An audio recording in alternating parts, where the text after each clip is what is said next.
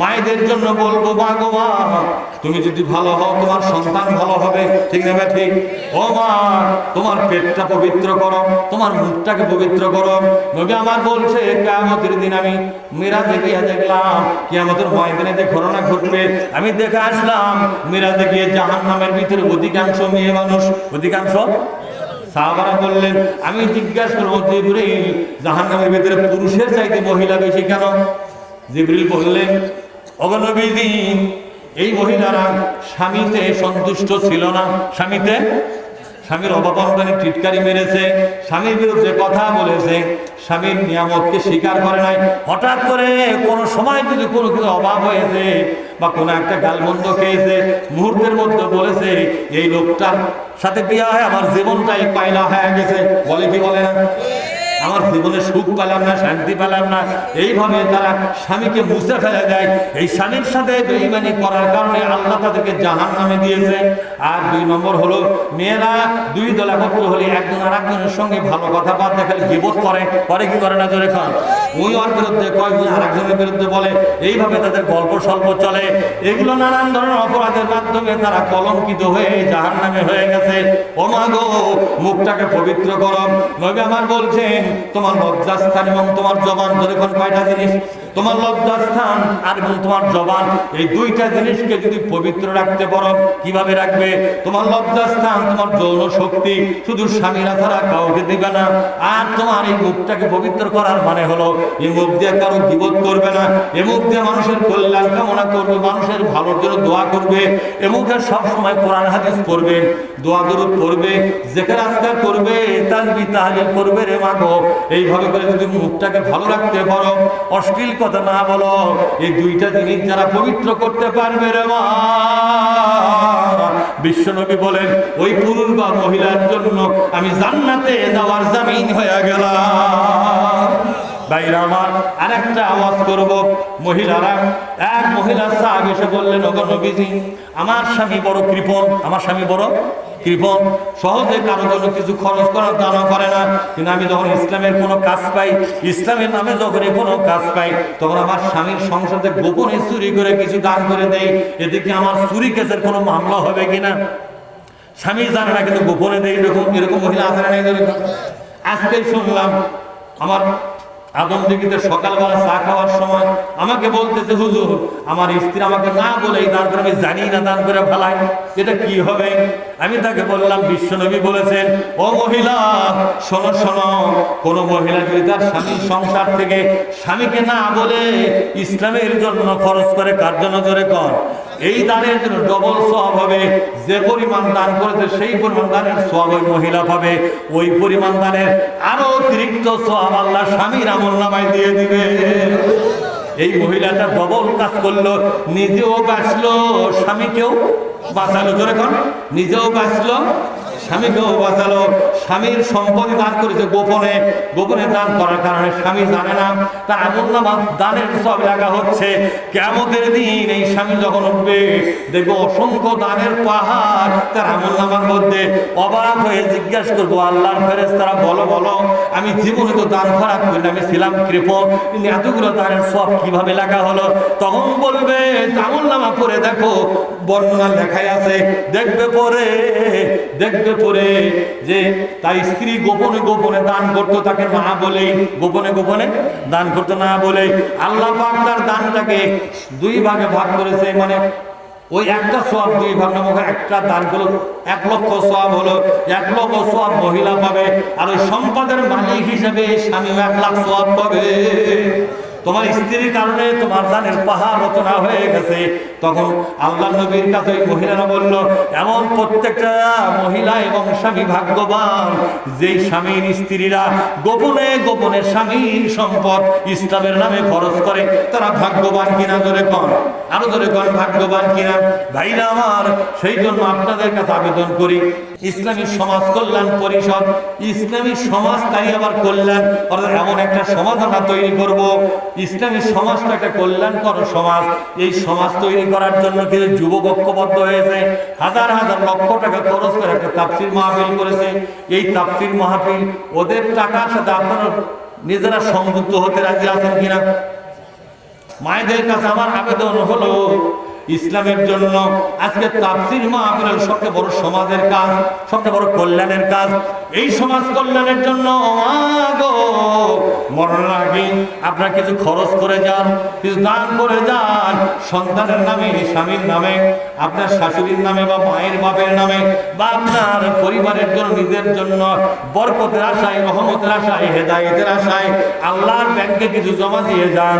আল্লাহ পাকে দান যদি একবার কবুল করে নেয়, আপনার ভাগ্য ভালো হবে, রহমত হবে, বরকত হবে, হেদায়েত হবে। জোরে কোন ঠিক না ঠিক? জোরে কোন ঠিক না ঠিক? আল্লাহ যারা তোমাকে দেখে ইসলামী সমাজ কল্যাণ পরিষদের জন্য দান করতেছেন, ইসলামের কাজে, ইসলামের পক্ষে খরচের জন্য সহায়তা করতেছে, এ দানকে কবুল করে নাও, বরদানে শামিল করে নাও। আল্লাহ তিনটা জিনিস তোমার কাছে আমি চাইবো।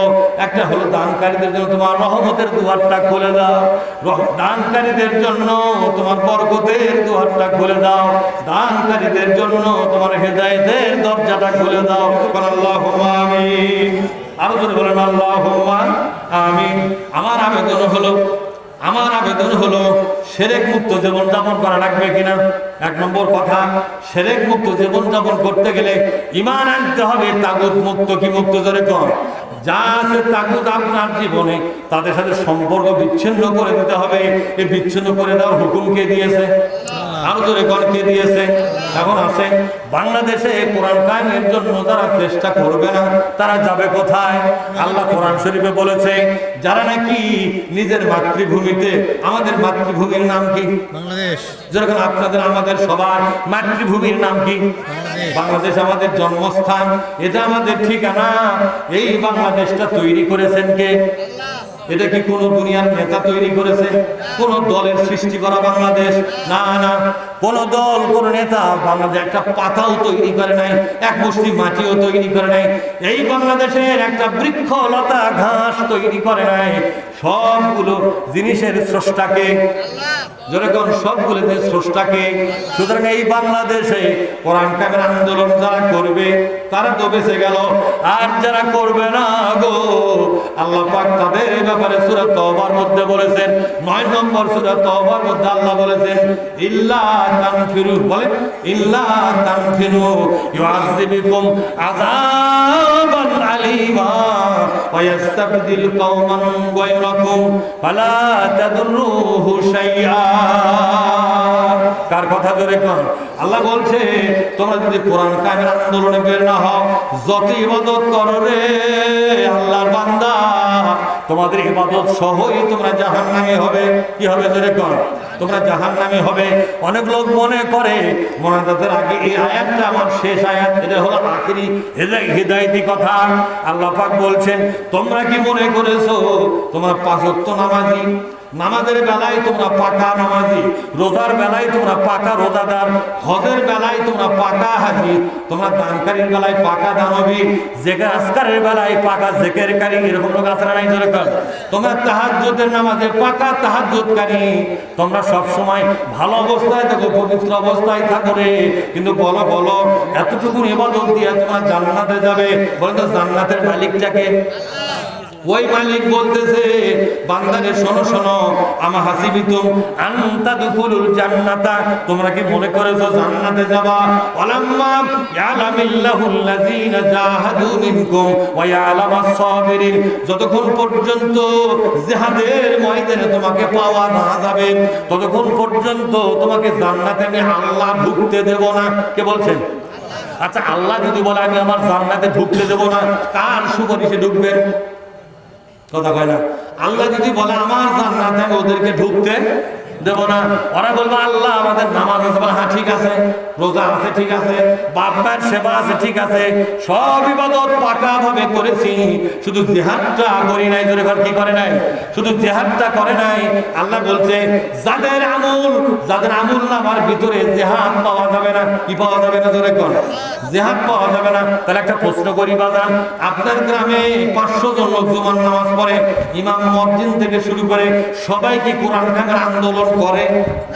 যেরকম সবাইকে কোরআন কায়েমের আন্দোলন করে, অনেক মসজিদের ইমাম তারা কোরআন কায়েমের আন্দোলন করে না, অনেক মসজিদের মুয়াজ্জিন কোরআন কায়েমের আন্দোলন করে না। আল্লাহ কোরআনে বলেছে কোরআন কায়েমের আন্দোলন যারা করবে না আমি তাদের জন্য জান্নাতের দরজা খুলব না। সিদ্ধান্ত পাকা না কাঁচা? যেরকম আল্লাহর সিদ্ধান্ত লড়ভরা না পাকা? আপনারা কি মনে করেন জিহাদ ছাড়া জান্নাতে যাওয়া পারবেন? কথা কয় না পারে?